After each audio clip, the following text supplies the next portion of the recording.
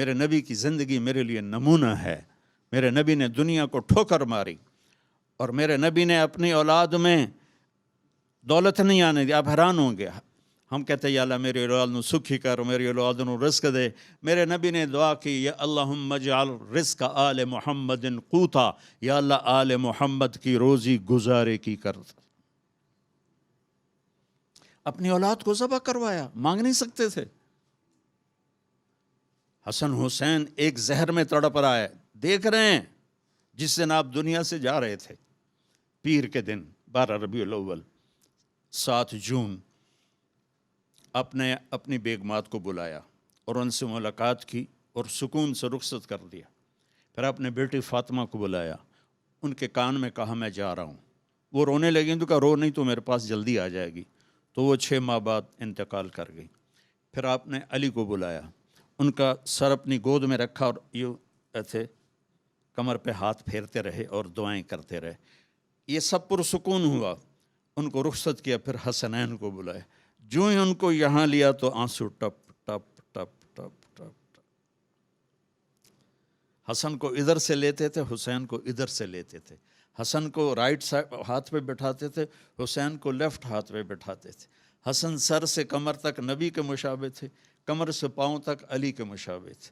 حسین سر سے لے کر کمر تک علی کے مشابہ تھے اور کمر سے پاؤں تک نبی کے مشابہ تھے. اور اللہ کہتے اب فرماتے میرے 2 پھول، میری آنکھوں کی ٹھنڈک، میرے جنت کے پھول ریحان طیہ، میری سبز ٹہنیاں. اور پھر یہ کیوں روئے کہ ایک کو زہر میں تڑپتے دیکھا اور ایک کا سر کٹ کے نیزے پر چڑھتے دیکھا اور اللہ کی تقدیر کے سپرد کر کے چلے گئے. لیکن جبریل، اس کے بعد جبریل آ گئے. جبریل آ گئے، آ کے کھڑے ہو گئے. آپ نے پوچھا کیا ہوا؟ کہا مالک اجازت چاہتا ہے. جس دربار میں موت پوچھ کے جائے وہ کیا دربار ہوگا؟ آپ نے کہا آ جائے. ملک الموت آیا تو کہنے لگا السلام علیکہ یا رسول اللہ. یا رسول اللہ، آپ پہلی ہستی ہیں جنہیں سلام کر رہا ہوں. میں نے آج تک کسی کو سلام نہیں کیا، نہ کسی نبی کو نہ کسی رسول کو. پھر کہنے لگا یا رسول اللہ، آپ پہلی ہستی ہیں، اللہ نے فرمایا تھا پوچھ کے اندر جانا، بن پوچھے نہ جانا. اجازت ملے تو چلے جانا، اجازت نہ ملے تو واپس آ جانا. سبحان اللہ. تو آپ نے فرمایا اگر میں کہوں اجازت دوں تو میری جان پھر نکال لو گے؟ کہا جی نکال لوں گا. تو آپ نے جبریل کو آنکھیوں سے دیکھا. ایسے ہم پوچھتے نہیں. تو جبریل نے کہا یا رسول اللہ، اللہ آپ کے انتظار میں.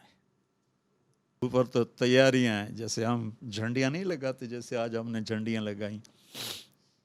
سب تیاریاں ہیں کہ آج 2 جہان کے رسول آ رہے ہیں، اللہ کے حبیب آ رہے ہیں، محبوب آ رہے ہیں، طٰہٰ آ رہے ہیں، یاسین آ رہے ہیں، ابو القاسم آ رہے ہیں، محمد آ رہے ہیں، احمد آ رہے ہیں، ماہی آ رہے ہیں، رحمت للعالمین آ رہے ہیں، وما ارسلناک الا کافۃ للناس آ رہے ہیں، مزمل آ رہے ہیں، مدثر آ رہے ہیں.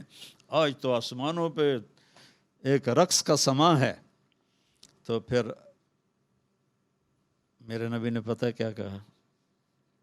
میرے نبی نے کہا پہلے اللہ سے پوچھ کے آؤ میری امت کے ساتھ کیا کرے گا، میرے حسنین کے ساتھ کیا کرے گا. نہیں میری امت کے ساتھ کیا کرے گا، جاؤ پوچھ کے آؤ. تو موت کا فرشتہ کھڑا رہا. جبریل واپس گئے اور وہاں سے پیغام لائے کہ اللہ تعالیٰ فرما رہے ہیں ہم آپ کی امت کے ساتھ رہیں گے. یہ میرے رب کی قسم، میرا نبی یہ اب اللہ سے وعدہ نہ لیتا تو ہم بندر خنزیر بن چکے ہوتے. اللہ کی ہمارے ساتھ کوئی رشتہ داری؟ ایک مچھلی کھانے پر اللہ نے بندر بنا دی. کونوا قردۃ خاسئین. دریا کی مچھلی اللہ نے کہا ہفتے کو نہیں کھانی، انہوں نے کھا، اللہ نے بندر بنا دیا. تو ہمارے تو گناہ پہلوں سے بہت زیادہ ہیں. تو آج کی رات اللہ سے مانگنے کی رات. میں یہاں سیاسی طور پر نہیں آیا ہوں، میں اللہ کا پیغام لے کر آیا ہوں، اللہ کی بات سنانے آیا ہوں، اور پوری قوم سے کہتا ہوں کہ اللہ کے واسطے سب مل کے توبہ کرو۔ دیکھو، جس قوم میں ظلم پھیل جاتا ہے، جس قوم میں دھوکہ پھیل جاتا ہے، جس قوم میں جھوٹ پھیل جاتا ہے، وہ قوم ذلیل ہو جاتی ہے، چاہے وہ مسلمان ہو چاہے وہ غیر مسلم ہو۔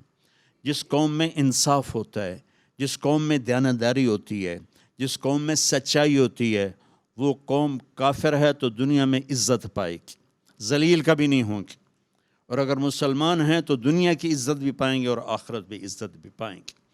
اور مجھ سے ابھی چند دن پہلے ایک بچی نے سوال کیا، وہ یہ کون سا اے آر وائی کی وہ لڑکی ہے نا، جہاں زیب پارس جہاں زیب، ہاں سما، اچھا، اس نے مجھ سے سوال کیا کہ عمران خان صاحب نے جو مدینہ کی ریاست کا تصور دیا تھا تو وہ اس میں کامیاب کیوں نہیں ہوئے؟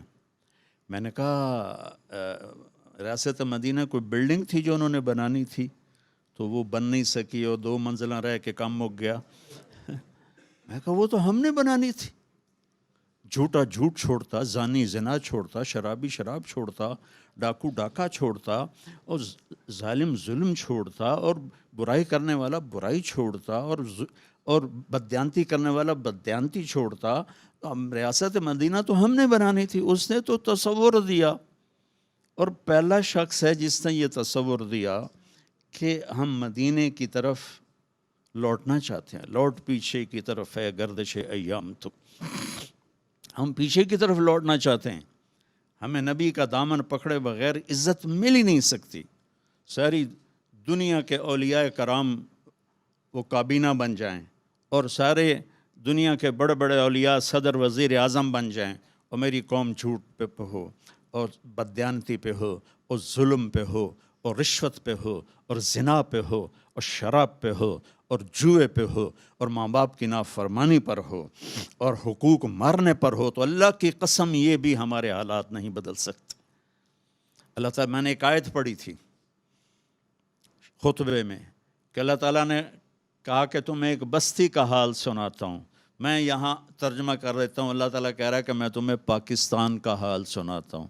ضرب اللہ مثلا قریۃ، میں تمہیں پاکستان کا حال سناتا ہوں۔ کانت آمنۃ مطمئنہ، وہ بڑی تیزی سے اٹھ رہے تھے، بڑے امن میں تھے، بڑے اطمینان میں تھے۔ یاتیھا رزقھا رغدا من کل مکان، میں نے ان کے لیے رزق آسان کر دیا تھا، وہ زمین خزانے اگلتی تھی، آسمان پانی برساتا تھا۔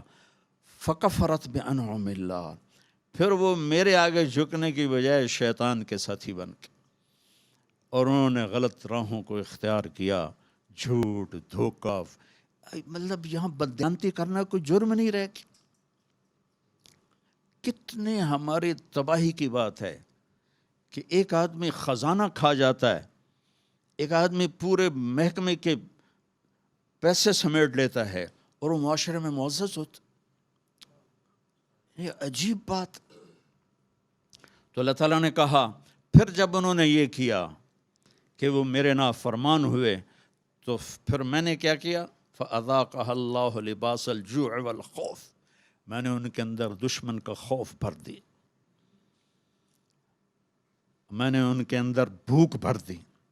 ایک اور حدیث سے یاد آئی، یوشک الامم ان تداعی علیکم کما تداعی الاکلۃ الی قصعتها، ایک دن آئے گا میری امت کو ایسے تقسیم کریں گے غیر جیسے دسترخوان پہ روٹی تقسیم کی جاتی ہے، ٹکڑے ٹکڑے کر کے۔